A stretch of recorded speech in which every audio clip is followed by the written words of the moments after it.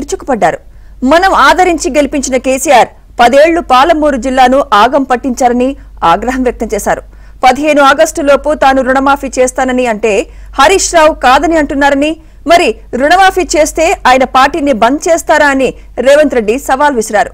అటు బీజేపీ నేతలకు పిచ్చి పట్టిందని సీఎం ఆరోపించారు.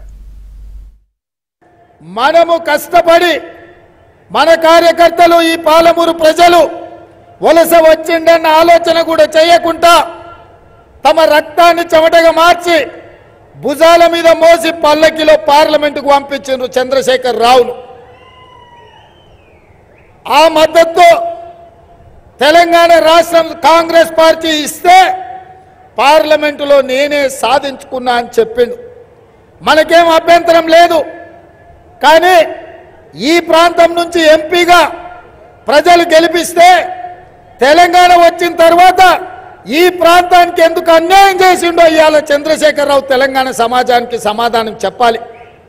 2009-10లో కృష్ణానది ఉప్పొంగి అలంపూరు నిండా మునిగిపోతే బంజారా హిల్స్లో తన బంగళాని అమ్మైనా అలంపూరు వరద బాధితులను ఆదుకుంటా అని చెప్పిండు. ఆనాడు మునిగిపోయిన ఇండ్లకు ఈనాడు వరకు కూడా కనీసం ఉమ్మడి రాష్ట్రంలో కాదు తెలంగాణ రాష్ట్రంలో కూడా డబుల్ బెడ్రూమ్ ఇల్లు కట్టియలే. అదే కాదు, ఆనాడు కాంగ్రెస్ పార్టీ హయాంలో మొదలుపెట్టిన పాలమూరు రంగారెడ్డి ఎత్తిపోతల పథకం ఈరోజు ఎక్కడేసిన గొంగడి అక్కడనే ఉంది. కల్వకుర్తి, భీమా, నెట్టంపాడు, కోయిలి సాగర్, రాజోలి బండ, అదే విధంగా మా మిత్రుడు దీక్ష చేసి సాధించిన తుమ్మిళ్ళ ప్రాజెక్టు కూడా దుమ్ము కొట్టుకపోయింది. కూర్చొని తుమ్మిళ్ళ కట్టిస్తున్న చంద్రశేఖరరావు ముఖ్యమంత్రి అయినాక మందేసి ఫామ్ హౌస్లో వండుకున్నాడు తప్ప తుమ్మిళ్ళ ప్రాజెక్టు కట్టియలే. దొరల గడీల దగ్గర కాపలా నిలబడడానికి మిత్రుడు ప్రవీణ్ కుమార్ గారు నిలబడ్డారు. మిత్రులారా, మీరు వేసే ఓటు ప్రవీణ్ కుమార్కు కాదు, మీరు వేసే ఓటు మొన్న మీరు బొందబెట్టిన చంద్రశేఖరరావుకు పోతుంది తప్ప ఓటు ప్రవీణ్ కుమార్కు పోదు. చంద్రశేఖరరావు కూసో అంటే కూసోవాలి, లెయ్య అంటే లేవాలి. ఇవాళ ప్రవీణ్కు ఒకవేళ అప్పితప్పి మీరు ఓటేస్తే చంద్రశేఖరరావు తీసుకుపోయి నరేంద్ర మోడీకి తెగ నమ్ముకుంటాడు. 10 ఏళ్ళు 10 మంది 12 మంది ఎంపీలను ఇస్తే ఢిల్లీలో ప్రతిసారి పోయి మోడీకే మద్దతు ఇచ్చింది కదా ఈ కేడీకి ఓటెందుకని నేను అడుగుతున్నా. ఇలా ఓటేసేటప్పుడు ఎన్నికల ఈవీఎంలో పేరు ప్రవీణ్ కుమార్ ఉండొచ్చు, కానీ ఓటు మాత్రం చంద్రశేఖరరావు దగ్గరికే పోతుంది. ఆ ఓటు చంద్రశేఖరరావు తీసుకుపోయి నరేంద్ర మోడీకి అమ్ముకుంటాడు.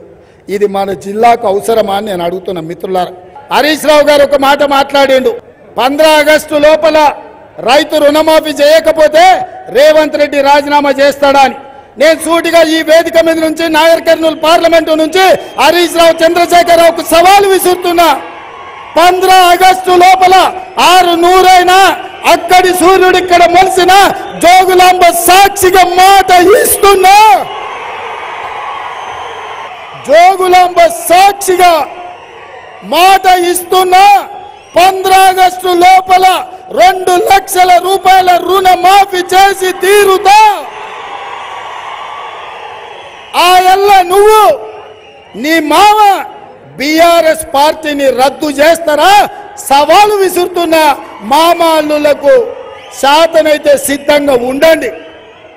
నా రాజీనామా కాదు, నీ పార్టీని రద్దు చేసుకోవడానికి సిద్ధంగా ఉండు హరీష్ రావు.